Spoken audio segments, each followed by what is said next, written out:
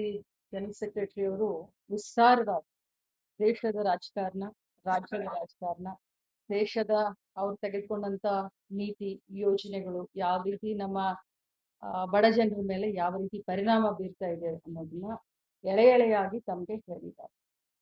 ಹೇಗೆ middle East ನಲ್ಲಿ ನಡೆದಂತ ಈ ಒಂದು ಯುದ್ಧದಿಂದ ನಮ್ಮ ಆರ್ಥಿಕ ಪರಿಸ್ಥಿತಿ ಮೇಲೆ, ಸಾಮಾನ್ಯ ಜನರ ಮೇಲೆ ಯಾವ ರೀತಿ ಹೊಡೆತ ಆಗುತ್ತೆ, ಬರೀ LPG ಆಗಿರ್ಬೋದು, ಸಿಲಿಂಡರ್ ಆಗಿರ್ಬೋದು ಅಷ್ಟೇ ಅಲ್ಲ, ಎಂಟೈರ್ ಬಿಸ್ನೆಸ್ ಮೇಲೆ ಯಾವ ರೀತಿ ಹೊಡೆತ ಬೀಳುತ್ತೆ ಅನ್ನೋದನ್ನು ಹೇಳಿದ್ದಾರೆ. ಅವ್ರು ತೆಗೆದುಕೊಂಡಂತ ಅವೈಜ್ಞಾನಿಕವಾದಂತ ವಿದೇಶಾಂಗ ನೀತಿಗಳಿಂದ ಟ್ರೇಡ್ ಡೀಲ್ ಅಂತ ಹೇಳ್ತಾರೆ, ಅದರಿಂದ ಏನೇನು ತೊಂದರೆ ಆಗ್ತಾ ಇದೆ ಅನ್ನೋದ್ರ ಬಗ್ಗೆ ಪ್ರತಿಯೊಂದ್ರ ಬಗ್ಗೆ ಅವರು ಕೂಲಂಕುಷವಾಗಿ ಮಾತನಾಡಿದ್ದಾರೆ. ನಾನು ಏನ್ ಹೇಳಲಿಕ್ಕೆ ಬಯಸ್ತೇನೆ ಅಂತಂದ್ರೆ, ಈ ನಮ್ಮ ದಾವಣಗೆರೆ ದಕ್ಷಿಣ ಕ್ಷೇತ್ರದ ಮತದಾರರ ಪ್ರಭುಗಳು 5 ವರ್ಷಕ್ಕೆ ಶ್ಯಾಮನೂರ್ ಶಿವಶಂಕರಪ್ಪಾಜಿ ಅವರಿಗೆ ಅವಕಾಶ ಕೊಟ್ಟು ಗೆಲ್ಲಿಸಿ ಕಳಿಸಿದ್ರು.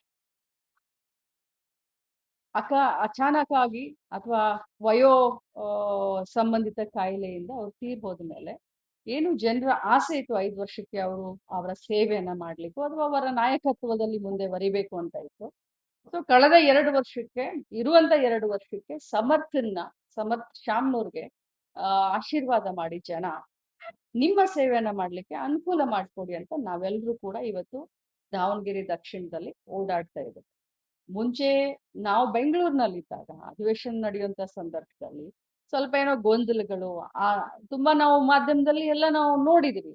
ಆದ್ರೆ ಇಲ್ಲಿ ಬಂದು ನಾವು ಗ್ರೌಂಡ್ ರಿಯಾಲಿಟಿಯನ್ನ ನೋಡಿದಾಗ ಪ್ರತಿಯೊಬ್ರು ಕೂಡ ಕನ್ವಿನ್ಸ್ ಆಗಿದ್ದಾರೆ. 27 ವರ್ಷದ ಯುವಕ ಸಮರ್ಥ ಒಳ್ಳೆ ಕೆಲಸ ಮಾಡ್ತಾನೆ, ಅಜ್ಜ ಹಾಕಿಕೊಟ್ಟಂತ ದಾರಿಯಲ್ಲೇ ಹೋಗ್ತಾನೆ ಮತ್ತು ವಿರೋಧ ಪಕ್ಷಕ್ಕೆ ಓಟ್ ಹಾಕಿ ಯಾಕೆ ಮತವನ್ನ ನಾವು ವೇಸ್ಟ್ ಮಾಡ್ಕೊಳ್ಬೇಕು ಅಂತ ಇವತ್ತು ಈ ಭಾಗದ ಮತದಾರರು ಮಾತನಾಡ್ತಾ ಇದ್ದಾರೆ.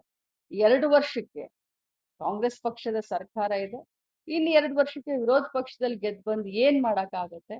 ಸರ್ಕಾರ ಇದ್ದಂತ ಸಂದರ್ಭದಲ್ಲಿ ಈ ಯುವಕ ಗೆದ್ದು ಹೋಗಿದ್ದೆ ಆದ್ರೆ ಇನ್ನೂ ಸರ್ಕಾರದಿಂದ ಅನೇಕ ಯೋಜನೆಗಳನ್ನ ತೆಗೆದುಕೊಂಡು ಬರ್ಬೋದು ಅಂತ ಪ್ರಬುದ್ಧ ಮತದಾರರು ಮಾತನಾಡ್ತಾ ಇರೋದು ನಮ್ಮ ಕಿವಿಗಿದೆ.